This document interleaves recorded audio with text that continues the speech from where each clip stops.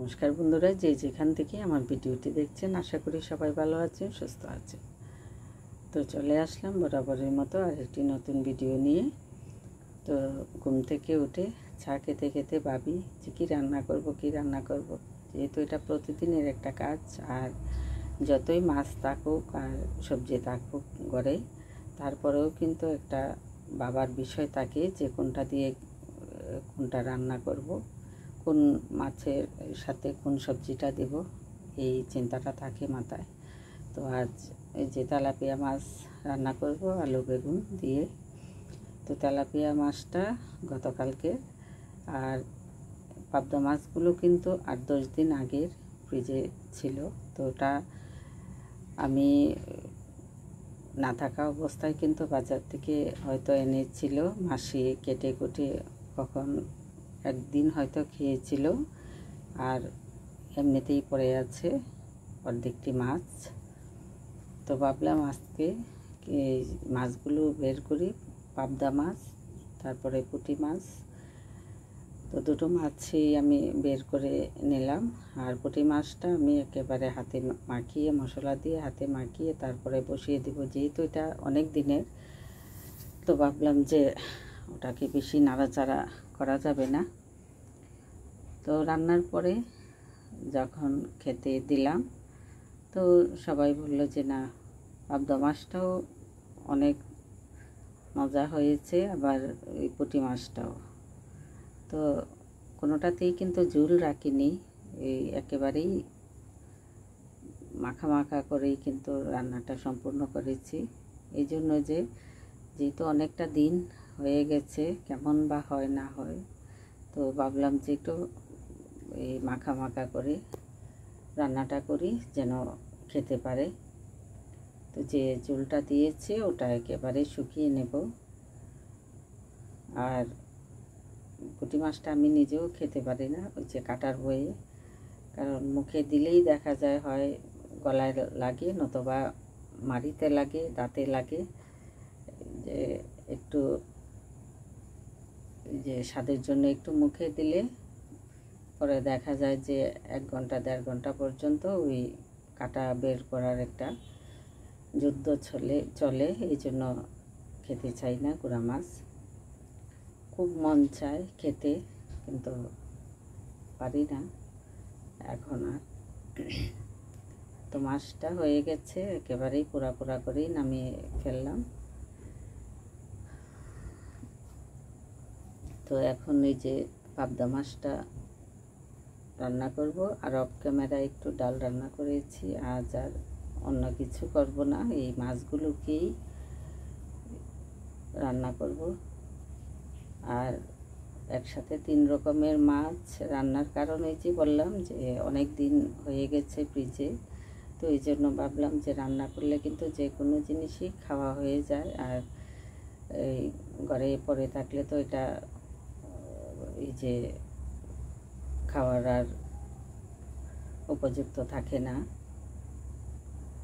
তো যে কোনো জিনিসই আমি ফ্রিজে থাকলে, তো অনেকগুলো আইটেম যদিও হয়ে যায়, তারপরেও কিন্তু ভাবি এটা যে জিনিসটা যদি রান্না করি ভালোভাবে, হয়তো সবাই মিলে খেয়ে ফেলবে। কিন্তু যে নষ্ট করে ফেলা, এটা আমার কোনো সময়ই ভালো লাগে না।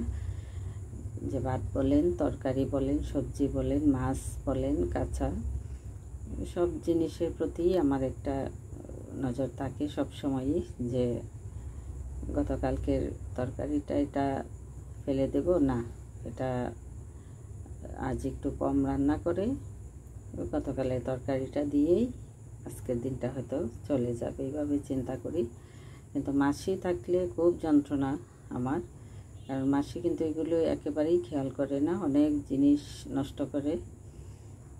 এই শুধু যে রান্নার জিনিস তা না, দেখা যায় যে প্রতিদিন যে দুধটা দিয়ে যায়, ওটার প্রতিও কিন্তু মাসির খুব একটা নজর থাকে না। তো আমি অনেক সময় বলি যে দুধটা যেদিন রাখে ওই দিন সে জাল দিয়ে ঠান্ডা করে ফ্রিজে রেখে দেয়, তো পরের দিন আর ওই দুধের কোনো খোঁজখবর রাখে না। এর পরের দিন দেখা যায় যে আমি আমাকে দুধকে মনে করে দিতে হয় যে দুধটা ফ্রিজ থেকে নামিয়ে আবার যেন জাল দিয়ে রাখে, কারণ যে কোনো জিনিস ফ্রিজে আজকে রাখলে নর্মালে ওই মাঝের দিনটা রাখা যায়, এরপরে কিন্তু বের করে গরম না করে রাখাও যায় না, আর খাবারের মতো হলে তো এটা খেয়েই ফেলা যায়। তো মাসির এই নজরটা কোনো সময় থাকে না। তো আমি আবার এগুলি ওই যে উদল বদলের অভ্যাসটা আছে সব জিনিসেই, যে শুধু রান্না যে তা না, ঘরের অন্য যে মশলা বলেন প্রতি মাসেই যে বাজার করে মশলাগুলো রোদ্রে দিই, একেবারে বাজার করার সাথে সাথে যেটা দেওয়ার এটা ধুয়ে দিই, যেটা না দেওয়ার ওটাও আমি রোদ্রে দিই।